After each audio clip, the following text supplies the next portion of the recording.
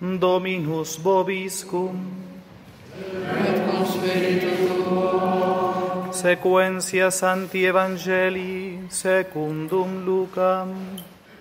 Gloria a ti, Domine.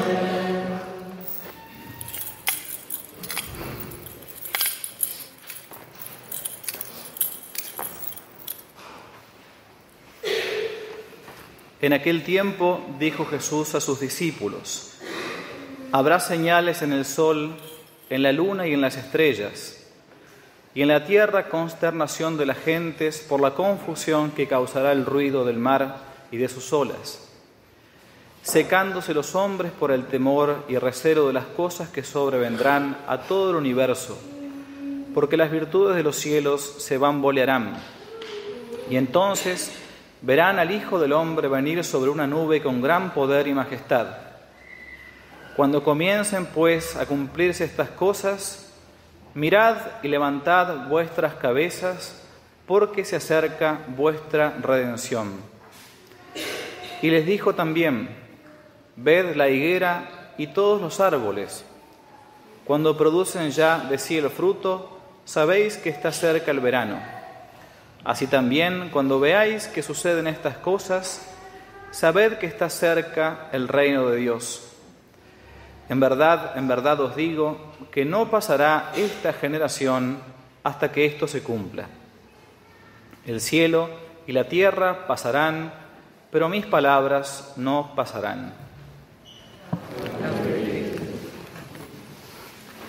Cuentan que Platón, ese gran filósofo griego, antes de Cristo, aún sin haber recibido la gracia de la revelación, intuía que en el hombre había una especie de mala levadura, ¿no? Había algo así que hacía que pensase y supiese qué es lo bueno, qué es lo verdadero, pero a veces no podía seguirlo. Una falla en el origen, decía Platón. Tiene que haber algo en el hombre que esté mal. De allí que, dicen otros, él va a narrar un famoso diálogo llamado Acerca de la Atlántida, que narra esto, según los antiguos, cómo es que los dioses habían castigado a los hombres por alguna desobediencia. Esta ciudad subterránea, o subacuática, mejor dicho.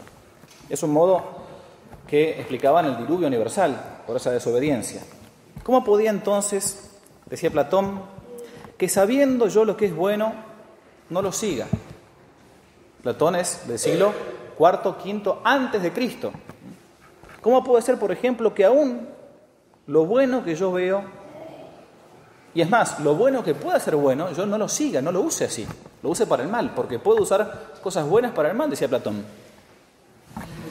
Esta fue quizás la razón por la cual los griegos, en el llamado Pronaos, o en el pórtico del templo dedicado a Apolo, en Delfos, y también estaba en otros templos, tenían dos grandes inscripciones en griego.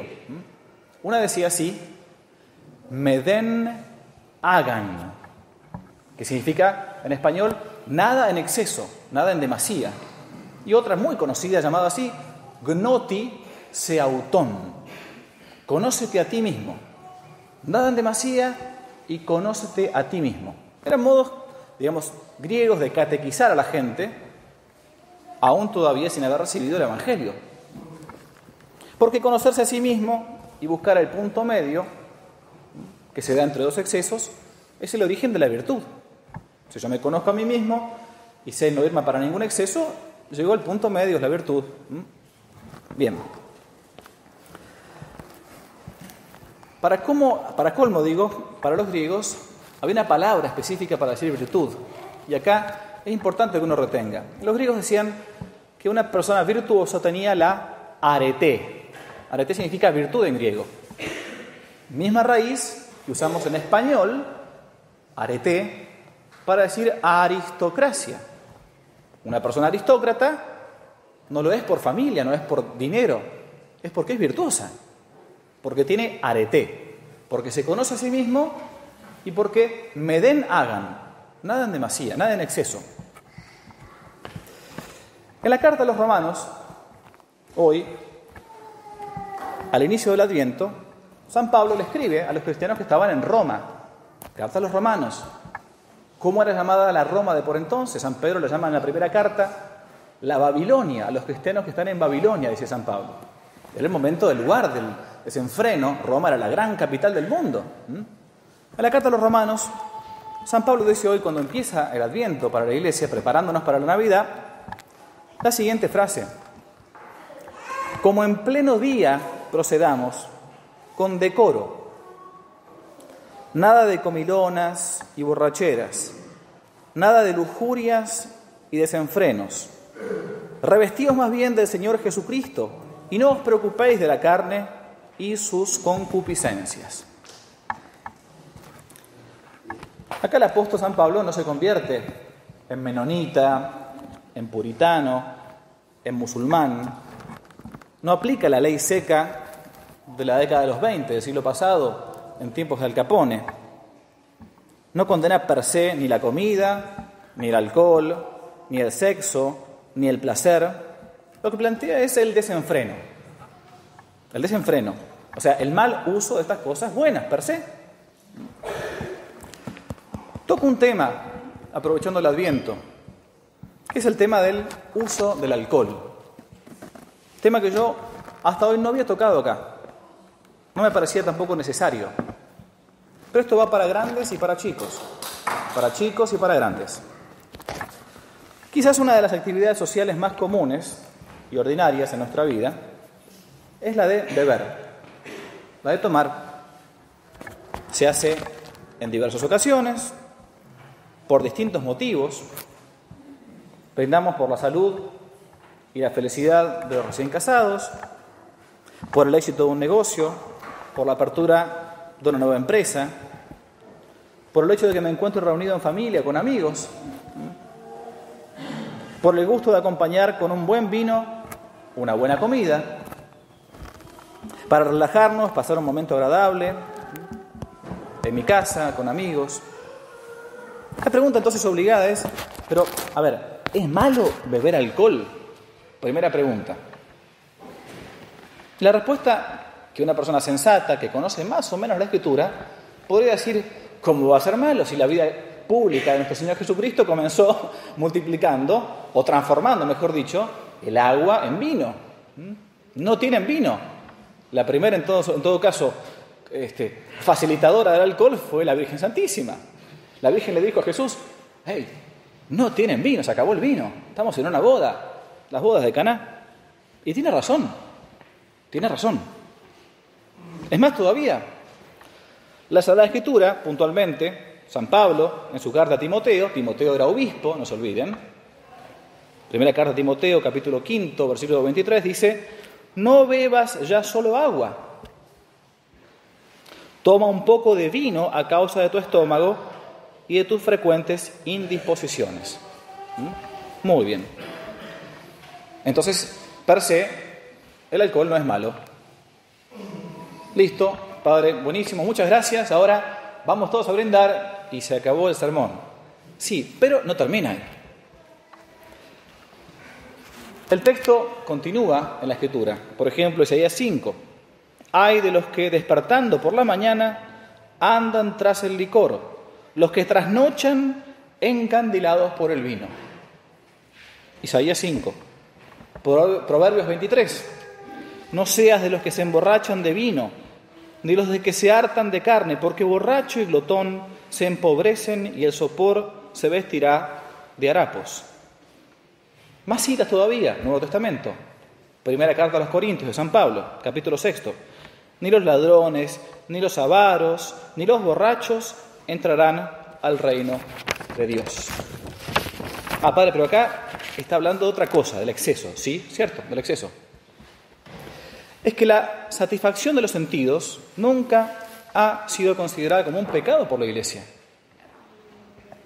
Uno de los segundos fines del matrimonio es satisfacer el deseo de la concupiscencia. No se condena el uso, sino el abuso. Puedo comer hasta saciar mi apetito, pero si como de más, cometo un pecado que se llama gula. Pecado contra la virtud de la templanza. Podemos engendrar hijos, pero dentro del marco del matrimonio. Se condena la lujuria, la gula, es decir, el desorden. La embriaguez o borrachera es opuesta al amor a uno mismo, en primer lugar, y al prójimo. A uno mismo y al prójimo. La propia vida y el escándalo son los dos límites de este tema, de este pecado. Porque la privación aún, la momentánea, del uso de la razón, cuando una persona se embriaga, lo deshumaniza y lo descristianiza. Hace una ofensa a Dios y al Espíritu Santo y al prójimo. Por eso, una vez que uno dice, bueno, ¿y hasta dónde es el límite? Y acá entonces la moral católica es muy sencilla, distingue muy bien. La embriaguez perfecta, aquella persona que toma hasta perder el uso de la razón, la que es buscada voluntariamente, de modo directo, entonces es un pecado y es un pecado mortal.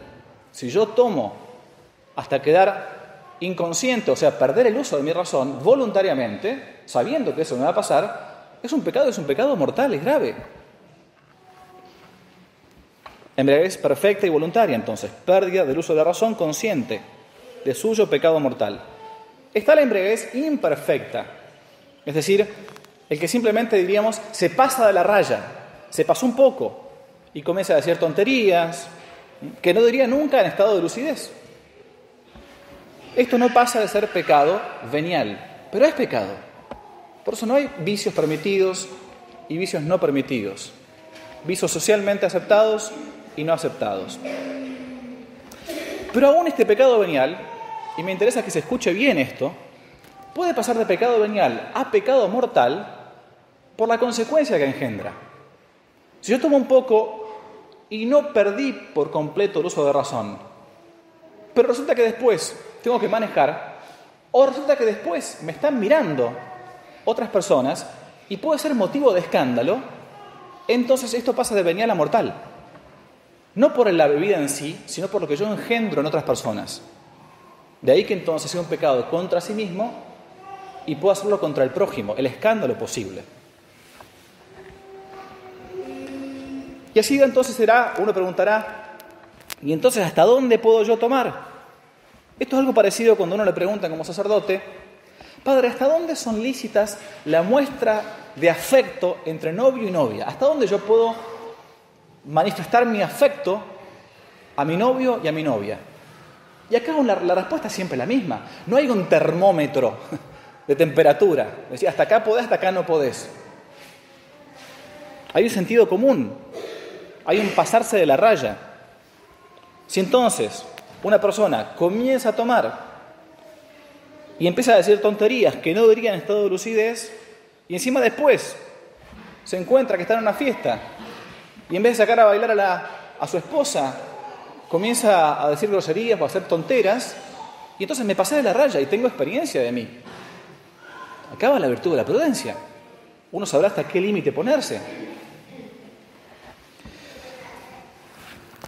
Hay quienes poseerán también, dirán, una gran cultura alcohólica y podrán aguantar, entre comillas, más que otros.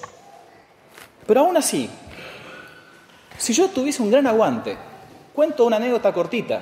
Yo mismo, hace muchos años, en Alemania, algunos me la han escuchado, era seminarista, estaba estudiando alemán, vivía con unos curas camilianos alemanes.